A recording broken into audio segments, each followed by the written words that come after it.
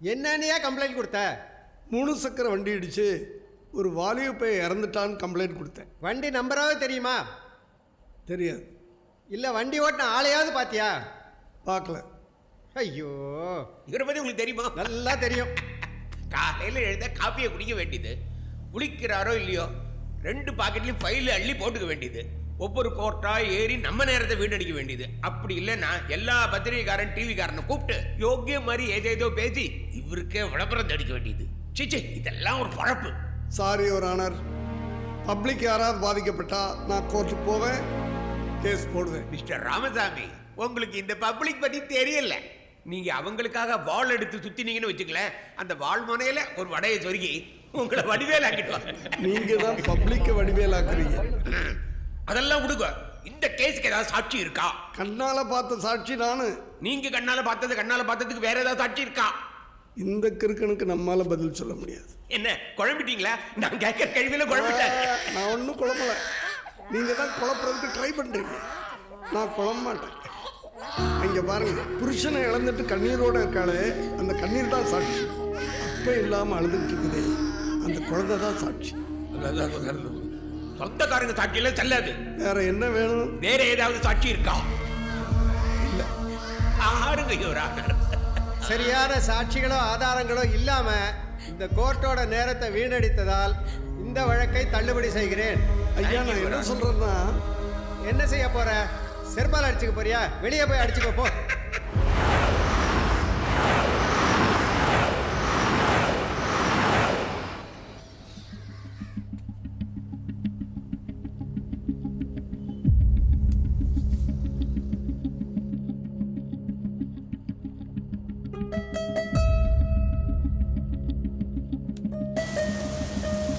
பன்னிரண்டு ஆண்டுகளுக்கு முன்பே தமிழகத்தில் மீன்பாடி வண்டிகளை இயக்க உயர்நீதிமன்றம் தடை விதித்திருந்தது.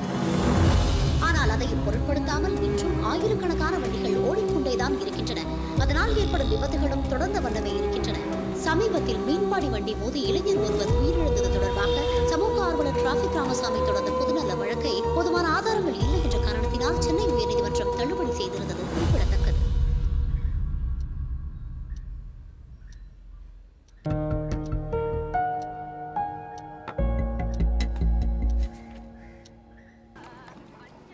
சார், இந்த மீன்பாடி வண்டியை பற்றி உங்களுக்கு என்ன தெரியும்?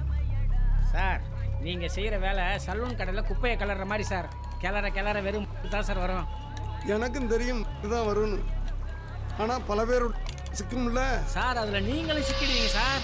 ஐயோ, நான் சிக்கிறது இப்படியா? உனக்கு என்ன தெரியும் சொல்றியா இல்லையா? சொன்னால் கேட்க மாட்டீங்களா சார்? ஏன் சார் இந்த வயசான காலத்தில் உங்களுக்கு இந்த வேலை? போய் ரெஸ்ட் எடுங்க, போங்க சார். வீரபத்ரன் பேரை வச்சுக்கிட்டு போலீஸ் வேற.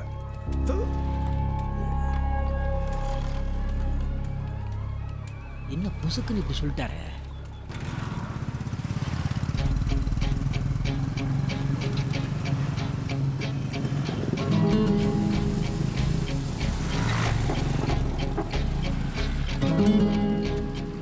என்ன நிறுத்திட்டீங்க? இல்லை சார், நான் ஒரு போலீஸ்காரன். ரவுடிங்க இருக்கிற இடத்துக்குலாம் வரக்கூடாது. நீங்கள் நேராக போய் ரைட்டில் போனீங்கன்னா அங்கே தான் வீடு. பார்த்து போங்க சார். சார், அவன் கொஞ்சம் டேஞ்சரான ஆள், ஜாக்கிரதையாக டீல் பண்ணுங்க சார். பார்த்து.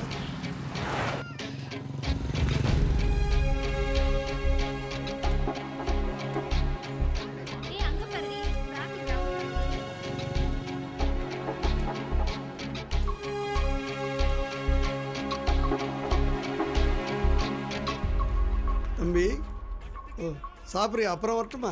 ஐயோ பெருசு, என்ன அது இந்த பக்கம்? என் வீடு எப்படி தெரியும் உனக்கு? அந்த போலீஸ்காரங்க சொன்னாங்க. ஆமாம் ஆமாம், போலீஸ்காரனுக்கு தான் என் வீடு தெரியும். என்ன அவசியம்?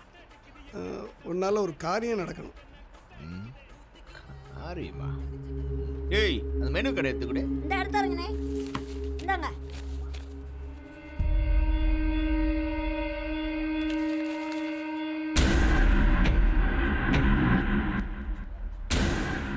கையை விட்டு 25,000, காலை விட்டு 50,000. ஐயா, இது நமக்கு சிலை. ஏய், என்ன நீ பாட்டுக்கு வந்த, நீ பாட்டுக்கு போயினே இருக்க? உட்காரு பெருசு. இல்லை, இந்த பணம் கொடுத்து பண்ணுறதெல்லாம் எனக்கு பிடிக்காது. இதோட பணம் வாங்காம செய்யறது எனக்கு பிடிக்காத. உன் பாலிசியை நீ வச்சுக்க, என் பாலிசியை நான் வச்சுக்கிறேன். நான் வரேன். ஏய் பெருசு, ஆ? கோச்சுக்காத, உட்காரு பெருசு. என்னமோ தெரியல பெருசு, உன்னை எனக்கு ரொம்ப பிடிக்கும். உனக்கு ஏதாவது செய்யணுமே.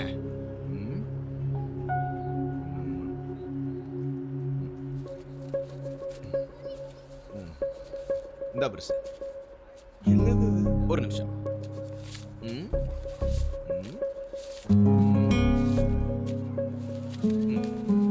இப்போ சொல்லு, என்ன செய்யணும்? பெருசு, நான் கொடுத்த டீட்டெயில் வச்சு மறுபடியும் நீ கோர்ட்டுக்கு போ. உன் கேஸ் ஜெயிக்கிறதுக்கு என்ன வேணாலும் நான் பண்றேன்.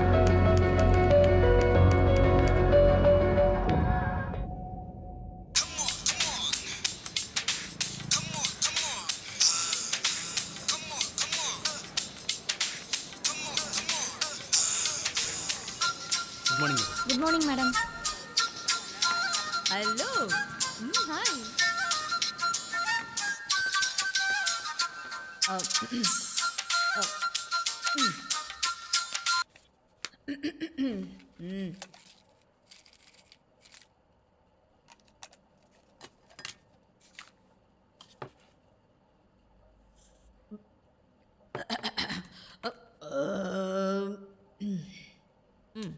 Thank you madam. யுவர் ஆனர், ஏற்கனவே இந்த கேஸ் கீழ் கோர்ட்ல டிஸ்மிஸ் ஆன ஒரு கேஸ் மேடம். இவர் எதுக்கு தேவையில்லாம இந்த கேஸை இங்க எடுத்துட்டு வந்திருக்காங்க எனக்கு ஒன்றும் புரியல மேடம். உங்களுக்கு ஒரு வேலையே கிடையாதா? யுவர் ஆனர், ஏற்கனவே கீழ்கோட்டில் போய் என் கண்ணால் பார்த்து அந்த கொடுமையை சொன்னேன். அங்கே சாட்சி இருக்கா, பஜ்ஜி இருக்கா, போண்டா இருக்கான்னு ஒரு கோமாளி வக்கீல் கேட்டேன். ஏய், யார் கோமாளி? நான் கோமாளியா? நான் என்ன வடிவேலா இல்ல கஞ்சா கற்ப சூர்யா?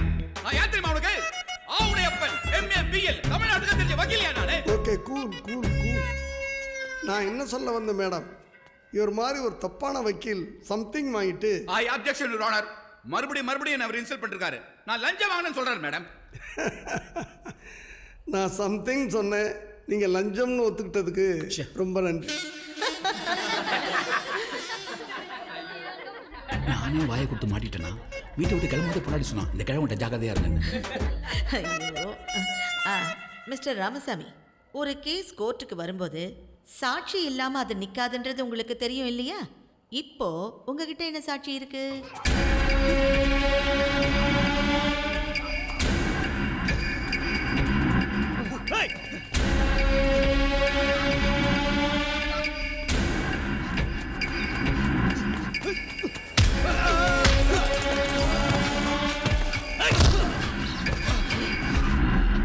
மாதிரி அந்த பெருமாள் கோயில் பக்கத்துல வண்டியை விட்டு ஆள் அடிச்சு கொண்டது நீ தானே? யோ, உண்மையத்தான் சொல்லுங்கடா. உனக்கு என்ன காது செவிடா? செவிடா?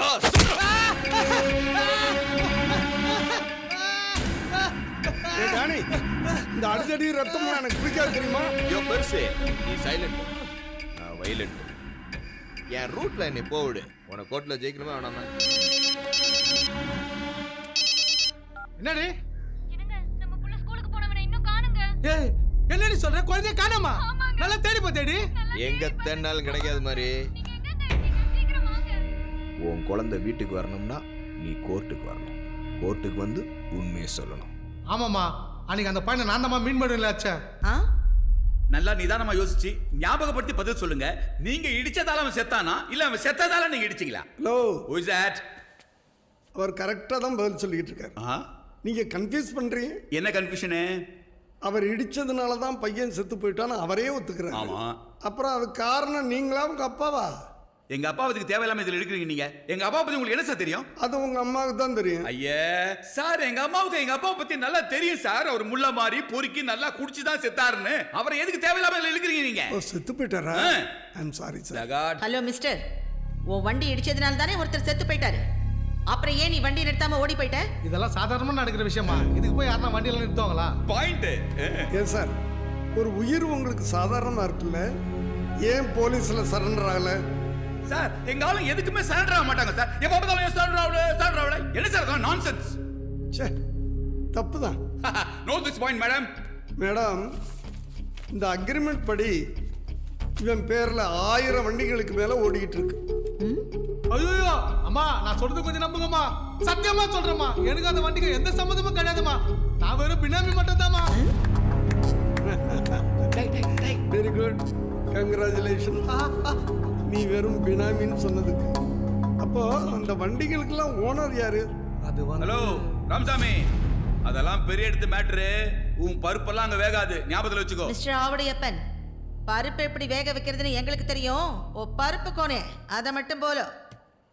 ரெட்டி, தொழிலதிபர் சீனிவாச ரெட்டி மேடம். பாருங்க மேடம், யார் யார் பேரையே சொல்லி உங்களையே மிரட்டுறாரு. இந்த பேரை சொல்லி மிரட்டுறதெல்லாம் இங்க நகி நகி. ஓகே. ஆனா எனக்கு ஒரு டவுட். இந்த மீன்பாடி வண்டியெல்லாம் 25 சிசி தானே? ஆமாம்மா. அப்புறம் அதுல எப்படி அதை இடிச்சு ஒருத்தர் டெத்துன்னா ஓகே சார் எப்படி? இன்னைக்கு எம்ஜிஆர் காலத்துல இந்த ஏழைங்கள்லாம் வண்டி இழுக்கிறதுக்கு கஷ்டப்படுறாங்கன்னு சொல்லிட்டு 25 சிசி இன்ஜின் அதில் ஃபிக்ஸ் பண்ணலான்னு அலோவ் பண்ணார். ஏழைங்க வாழ்றதுக்கு செஞ்ச அந்த உதவி இன்னைக்கு பல பேருடைய சாவுக்கு காரணமாயிடுச்சு. எப்படின்னா,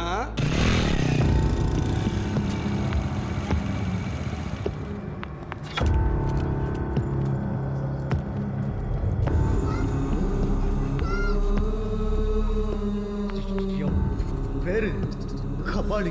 நானும் போகணும் ஒரு காலத்தில் மீன்பாடி வண்டி ஓட்டி தான் பொழைச்சிட்டு இருந்தோம். சடனா கட்சியில் அவனுக்கு சீட்டு கிடச்சி எம்எல்ஏ ஆகிட்டான். அதுக்கப்புறம் மீன்பாடி வண்டிலாம் நான் தான் பார்த்துக்கிட்டேன்.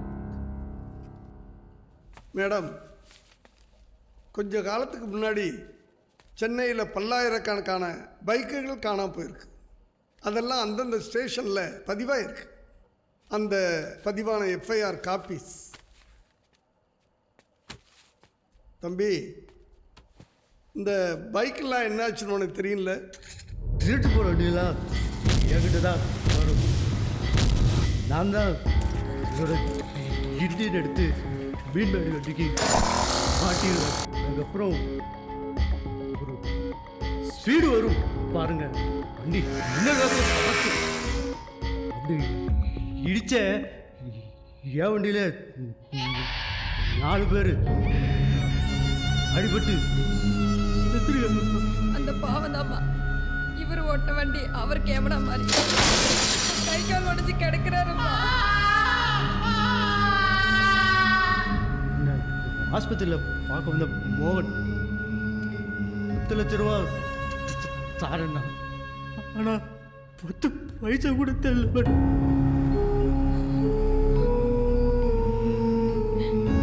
அதுலேருந்து எங்க பொழப்பு போச்சு, எங்க வாழ்க்கை போச்சு. குடிக்க காய்ச்சி கூட இல்லாம தெருவில் நிக்கிறோமா.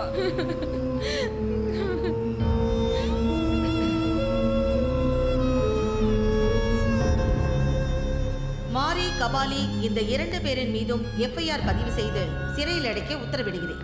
இவர்களுக்கு பின்புலமாக இருக்கிற சீனிவாச ரெட்டிக்கும் சம்பந்தப்பட்ட எம்எல்ஏ என்ஜின் மோகனுக்கும் இதையெல்லாம் கண்டுகொள்ளாமல் இருந்த போக்குவரத்து மந்திரி வெங்காயமண்டி வரதராஜனுக்கும் இன்ஸ்பெக்டர் வேதாச்சலம் ஆகிய அத்தனை பேருக்கும் சம்மன் அனுப்பும்படி உத்தரவிடுகிறேன்.